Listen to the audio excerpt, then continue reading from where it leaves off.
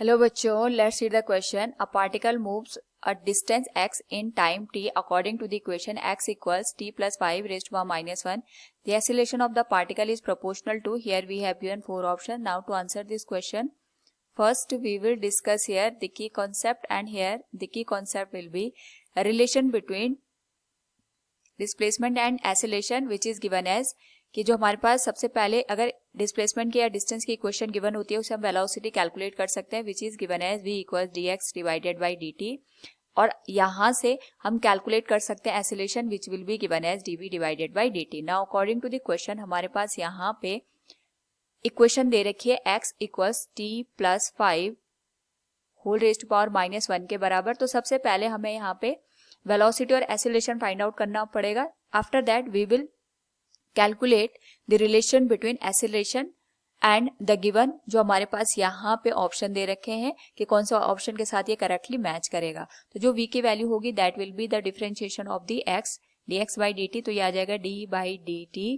Into t plus 5 whole raised to power minus 1 के बराबर. अगर हम इसका यहाँ पे डिफरेंशिएशन कर दें तो ये आ जाएगा माइनस, तो कॉमन आ जाएगा and it will be t plus 5 whole raised to power minus 2 के बराबर. This will be equation number first. इसी तरीके से अगर हम यहाँ पे एक्सेलरेशन को कैलकुलेट करें it will be given as dv by dt. तो ये आ जाएगा d by dt negative sign t plus 5 whole raised to power minus 2 के बराबर.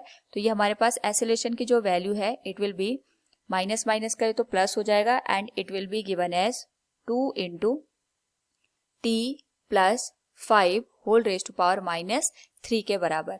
नाउ यहाँ पे अगर हम ऑब्जर्व करें इसको, अगर हम इक्वेशन नंबर सेकंड दे दें और यहाँ पे जो वेलोसिटी की इक्वेशन हमारे पास ऑब्टेन हुई है from equation 1, it will be written as v equals minus t plus 5 whole raised to power minus 2 के बराबर.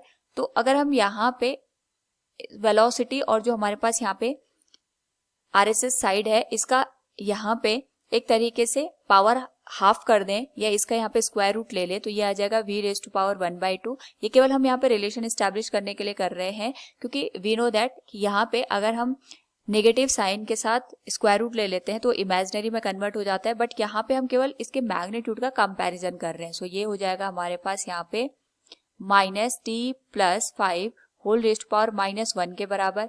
और अगर हम यहाँ पे दोनों साइड का क्यूब कर दें तो ये आ जाएगा v raised to power 3/2 equals minus t plus 5 और ये पावर आ जाएगी माइनस 3 के बराबर. नाउ यहाँ पे अगर हम इक्वेशन सेकेंड को कंपेयर करें जो हमारे पास रिलेशन निकल के आया है तो यहाँ पे जो एक्सेलरेशन का इक्वेशन है that is 2 into t plus 5 whole raised to power minus 3 के बराबर. तो यहाँ पे जो t plus 5 whole raised to power minus 3 है ये एक्सेलरेशन को रिप्रेजेंट कर रहा है. भले यहाँ पे जो कोफिशिएंट है 2 वो मिसिंग है लेकिन हमें केवल यहाँ पे प्रोपोर्शन में रिलेशन दिखाना है. तो वी कैन से जो एक्सेलरेशन आएगा that will be directly proportional to v raised to power 3/2 के. नाउ एक और रिलेशन हमारे पास यहाँ पे डिस्टेंस का भी दे रखा है तो हम उसे भी यहाँ पे कंपेयर करेंगे. एक तो हमें ये समझ में आ गया कि जो हमारे पास एक्सेलरेशन है वो वेलोसिटी रेज़्ड टू पावर 3/2 के है.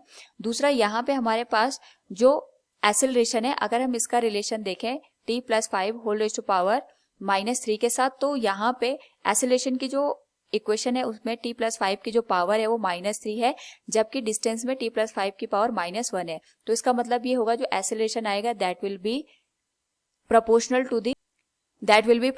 to the cube of the given equation of the distance. वो यहाँ पे डिस्टेंस के क्यूब के बराबर होगा ना कि स्क्वायर के या पावर माइनस 2 के. तो वी कैन से हियर जो हमारे पास एक्सेलरेशन का रिलेशन निकल के आएगा केवल वेलोसिटी के साथ निकल के आएगा and it will be given as velocity raised to power 3/2. Option A is the right answer. Hope all you understood it. Thank you and best of luck.